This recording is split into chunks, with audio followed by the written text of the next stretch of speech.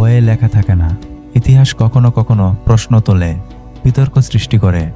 আজ আমরা জানব বাবরি মসজিদ নিয়ে কিছু অজানা তথ্য। কোনো পক্ষ নয়, শুধুই ইতিহাস।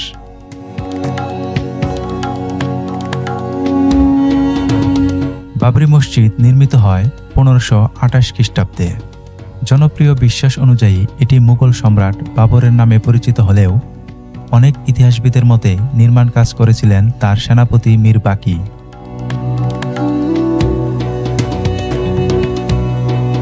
আশ্চর্যের বিষয়, বাবরের আত্মজীবনী বাবরনামাতে এই মসজিদ নির্মাণ কিংবা অযোধ্যায় কোনো মন্দির ধ্বংসের স্পষ্ট উল্লেখ পাওয়া যায় না।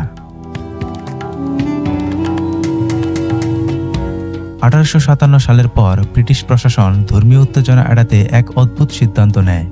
মসজিদের ভেতরের অংশে নামাজ পড়তেন মুসলমানরা, আর বাইরের চত্বরে পূজা করতেন হিন্দুরা।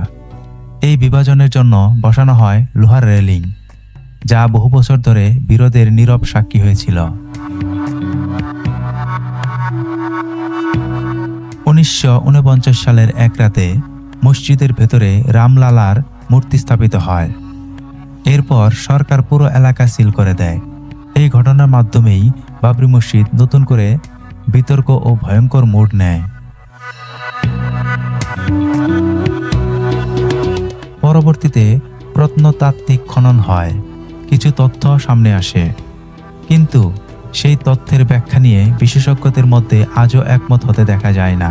ইতিহাস এখানেই প্রশ্ন রাখে, প্রমাণ মানেই কি চূড়ান্ত সত্য? 1992 সালে বাবরি মসজিদ ধ্বংসের ঘটনা শুধু ভারতের ইতিহাস নয়, বিশ্ব রাজনীতি ও মানবাধিকার আলোচনায় গভীর প্রভাব ফেলে। এটি হয়ে ওঠে আধুনিক সময়ের সবচেয়ে আলোচিত ধর্মীয় বিরোধগুলোর একটি। ইতিহাস কখনো পুরো কালো, কখনো পুরো সাদা হয় না। ইতিহাস বুঝতে হলে শুনতে হয় সব পক্ষের কথা। আশা করি আজকের ভিডিও ভাবার মতো কিছু প্রশ্ন রেখে গেছে।